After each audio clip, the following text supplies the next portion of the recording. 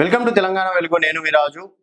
Naxalism మాయోయిజం అనేది లేకుండా చేస్తాను అని చెప్పేసి అమిత్ షా ఎప్పుడైతే ఈ వ్యాఖ్యలు చేశారో అప్పటి నుంచి నక్సలిజం కావచ్చు, మాయోయిజం రోజు రోజుకి అంతరించిపోతుంది. సో ఎక్కడికక్కడ ఆపరేషన్ కగర్ విషయం ఎప్పుడైతే మొదలు పెట్టారో అప్పటి నుంచి ఒక రకంగా నక్సలిజం తగ్గింది, మాయోయిజం కూడా తగ్గింది. ఇప్పుడు ఒక్కొక్కరుగా జనజీవన స్రవంతిలో కలిసిపోతున్నారు. రోజుకు ఒక 50 నుంచి 100 మంది దాకా లొంగిపోతున్నారు. ఇక్కడ మన ఆంధ్రప్రదేశ్ లో రీసెంట్ గా కీలక నేతలు లొంగిపోవడం అనేది జరిగింది. అలాగే మల్లోజుల అనగానే ఒక ఫైర్ బ్రాండ్ అని చెప్పేసి కూడా చెప్పుకోవచ్చు. తనను చూడని అంటే ప్రపంచం లేదు. ఎన్నో చావులు చూశారు, ఎంతో మందిని చంపడం అనేది జరిగింది. చావుని దగ్గరుండి చూసి తప్పించుకోవడం అనేది జరిగింది. సో ఎన్నో కష్టాలు చూసిండు, ఎన్నో నష్టాలు చూసిండు, ఎన్నో విజయాలు చూసిండు, ఎన్నో అపజయాలు చూసిండు. అయినప్పటికీ ఎక్కడ కూడా ఎవరికి తలొగ్గలేదు. సో ఈ ఆపరేషన్ కగారు మొదలు పెట్టినప్పటి నుంచి ఒక్కొక్కరుగా బెండ్ అవుతూ ఇక్కడ తెలంగాణలో చాలా మంది మావోయిస్టులు సరెండర్ కావడం అనేది జరిగింది. ఆంధ్రప్రదేశ్ లో సరెండర్ కావడం అనేది జరిగింది. సో ఛత్తీస్గఢ్ కావచ్చు, ఎక్కడెక్కడ రాష్ట్రాలు ఉంటే అక్కడక్కడ సరెండర్ అవుతున్నారు. సో దేశంలో మావోయిజానికి చోటు లేదు. నక్సల్ ఫ్రీ భారత్ ని నిర్మిస్తాం. మహారాష్ట్ర ముఖ్యమంత్రి దేవేంద్ర ఫడ్నవీస్ మహారాష్ట్ర సీఎం ఎదుట లొంగిపోయిన మావోయిస్ట్ అగ్రనేత మల్లోజుల. సో ఈయన రాజ్యాంగం తన చేతితో పట్టుకోవడంతో చాలా మంది మాజీ నక్సలైట్లకి, మాజీ మావోయిస్టులు ఎవరైతే ఉన్నారో వాళ్ళకి మాత్రం మిగుడుపడడం లేదు. సో ఎప్పుడైనా సరే రాజ్యాన్ని గౌరవించాలి, జై భీమ్ అని చెప్పేసి నినాదాలు చేసేది వాళ్ళే, మళ్ళీ అదే రాజ్యాంగానికి విరుద్ధంగా ఫైట్ చేసేది వాళ్ళే. ఇది ఎక్కడ న్యాయం అని కొంతమంది మాట్లాడుతున్నటువంటి మాట.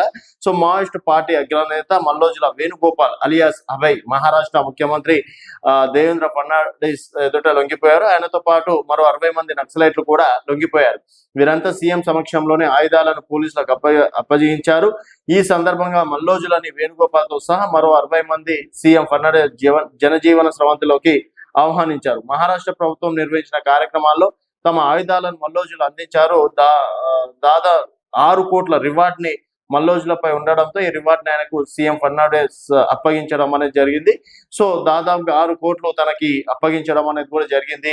అలాగే 40 ఏళ్లుగా మావోయిస్టులతో ప్రభావితమైన గర్భిరోలిలో నక్సలిజాన్ని అంతం చేసే ప్రక్రియ మొదలైందని ఫడ్నవీస్ ఈ సందర్భంగా వ్యాఖ్యానించారు. వేణుగోపాల్ అలియాస్ భూపతి లొంగుబాటు ఇందులో కీలకమన్న సీఎం 40 ఏళ్ల క్రితం గడ్చిరోలిలో హవేలి సిరోంచాను ప్రారంభించిన వారిలో ఈయన కూడా ఒకరిని గుర్తు చేశారు. అహోరి సిరోంచాకు భూపతి మేధోపరమైన మద్దతు, లాజిస్టిక్ గా అందించారని వివరించారు. సో ఛత్తీస్గఢ్ లో ఉన్న నక్సలైట్లు కూడా లొంగిపోయేందుకు చూస్తారని చెప్తూ ఈ సందర్భంగా గచ్చిరోలి పోలీసులకు కోటి నజరారని ముఖ్యమంత్రి ప్రకటించడం అనేది జరిగింది. సో హోంమంత్రి అమిత్ షా నాయకత్వంలో చేసిన కృషికి ఫలితంగానే నక్సలిజం అంతం కాబోతుందని, ఇదో ప్రక్రియకి మేలురాయి అని చెప్పేసి కూడా నిన్న చెప్పడం అనేది కూడా జరిగింది. సో ఇదే కంటిన్యూ అయితే ఇంకోటి ఈ రోజే వచ్చింది ఏంటంటే ఛత్తీస్గఢ్ లో భారీ సంఖ్యలో లొంగిపోయిన మావోయిస్టులు ఛత్తీస్గఢ్ కంకోర్ జిల్లాలో 50 మంది మావోయిస్టులు బిఎస్ఎఫ్ క్యాంపులో లొంగిపోయారు. సుష్మా జిల్లాలో మరో 27 మంది మావోయిస్టులను లొంగిపోయినట్లు వార్తలు వస్తున్నాయి. లొంగిపోయిన మావోయిస్టులపై మొత్తం 50 లక్షల రివార్డు ప్రకటించారు. ఈ సంఘటనలు ఛత్తీస్గఢ్ లో మావోయిస్టుల కార్యకలాపాలపై ప్రభావం చూపనున్నాయి. సో ఇక్కడ మల్లోజులకి 6 కోట్లు కావచ్చు, ఈ రోజు లొంగిపోయినటువంటి వాళ్ళకి 50 లక్షలు కావచ్చు. వీళ్ళు ఇచ్చేసి జనజీవన స్రవంతిలో కలిసిపోవాలి.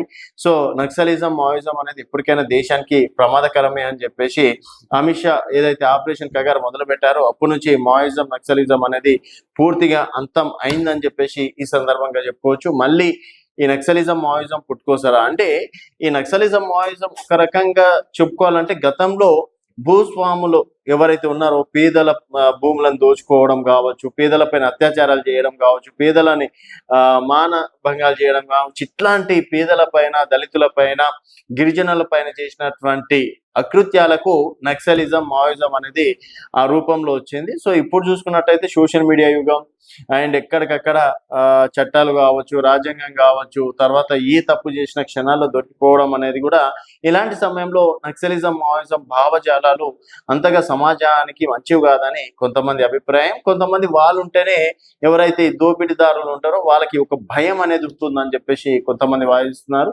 సో మొత్తానికి ఆపరేషన్ కగారు విజయవంతమైందని చెప్పేసి కూడా ఈ సందర్భంగా చెప్పుకోవచ్చు. చూస్తూనే ఉండండి తెలంగాణ వెలుగు.